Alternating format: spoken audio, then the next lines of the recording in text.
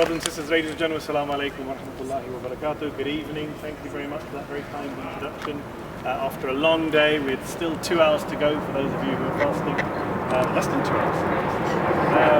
Just got a few notes here of things I wanted to say. I just want to say first of all, very rude that plane to arrive just as I'm speaking. It's a real pleasure and a real privilege to be here with you all.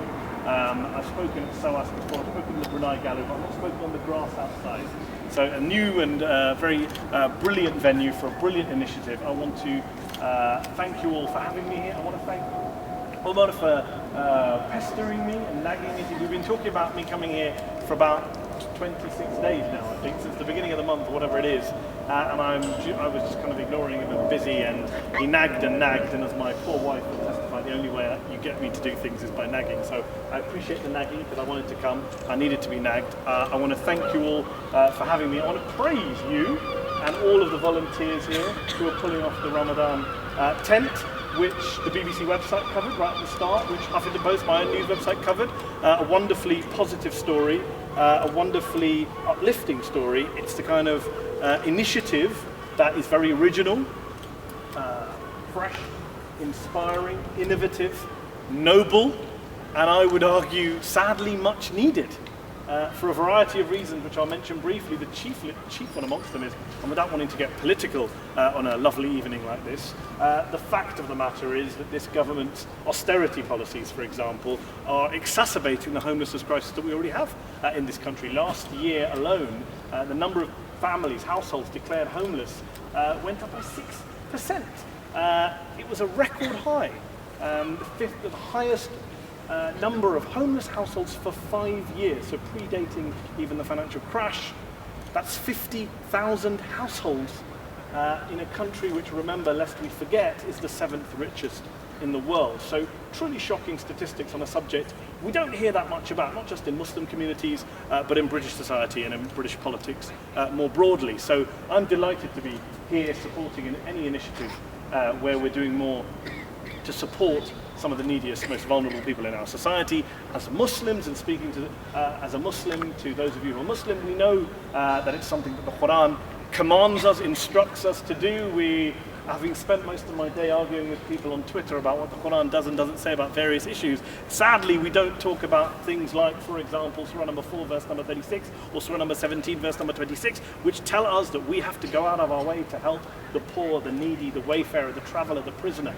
These are people in our society who we owe things to. And what's so interesting about initiatives like this, where Muslims and non-Muslims come together to serve our society, is we live in an age, in an era, where many of us who are British Muslims, born and brought up here, who will live here, work here, pay taxes here and plan to die here, are constantly challenged about how British are you, how integrated are you, how much are you a part of society. And I think initiatives like this are key to demonstrating that we British Muslims are here to stay, we're not going anywhere else, we care about our society, we care about our shared community, our country, we want to give things back, we want to contribute, we want to be part of initiatives to help the neediest, most vulnerable people in our society. We're not just those people you see on the news talking theology or talking foreign policy, we're also the people who are here on the streets, in our communities, in our universities, on your back doors, on your back streets, doing our best to try and make this country a better place, to try and make this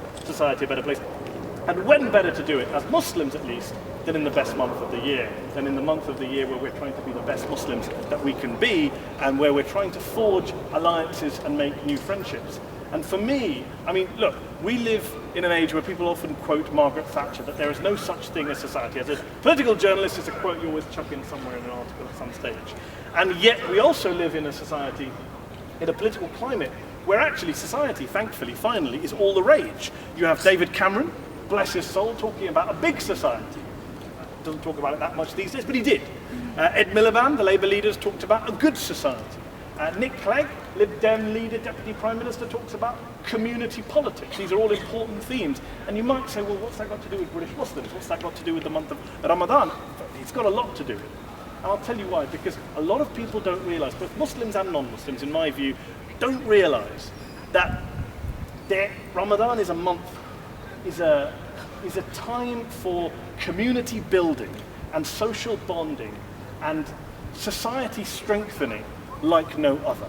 It is a time when we come together. It is, for me, there is nothing like this month when it comes to nurturing and fostering community relations, when it comes to shared experiences and building on shared experiences and shared values and reaching out to others, both Muslims and non-Muslims, both young and old, both rich and poor. It is all about going out of your way to forge bonds with others. It's about reminding yourself, yes, it's a spiritual time.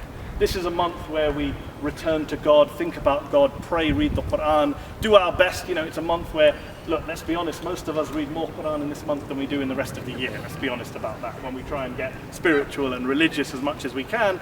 But it's also that month where we go out of our way for others. This is a month where, you know, in the evenings, if we're not at the Ramadan tent, if we're not in our local mosque, then we're at home inviting friends and family to come round and break the fast with us in the evening, at dawn, or in the mornings. It's a time when you get up and actually you get time to sit around while you're frantically watching the clock and stuffing your mouth. It is a time where you can sit around the table with your spouse and your kids and have some family time, when, let's be honest, in the rest of the year, a lot of us don't have that much time to sit around a table and share a meal with our family. It's a time when you're able to disconnect from your work, from your laptops, from your Blackberries and iPhones, and actually pay attention to what's going on around you. You're able to, you know, fling open your door to rekindle a friendship, to rejuvenate a family tie. You're able to meet people who you haven't met before, as I'm doing today. You're able to catch up with friends that you haven't seen all year long because you were too busy.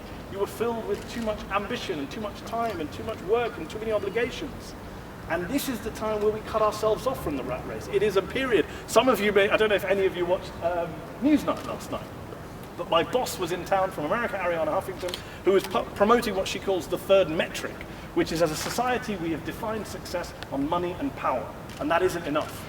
That isn't enough. Society is falling apart. Mental health problems are on the rise. Depression and anxiety is on the rise. Stress-related illness is on the rise. And she's campaigning for a third metric, which is about yourself, which is about your own value, which is about happiness, getting the right amount of sleep, etc. And I think to myself, when I see her saying that and talking about that, and talking about meditation and prayer, I mean, at the end of the day, and I said this to her and she would agree, it's very rude, apologise for that, there is nothing in that message which we as Muslims in this month, for example, are not trying to spread both to each other and to our non-Muslim friends and colleagues and fellow citizens, and of course to a media that is so bent often on demonizing us as a community. This is a time where we do want to cut ourselves off from all of those daily worldly concerns, and yes, think spiritually, but also think socially. This is a time where we want to be more social.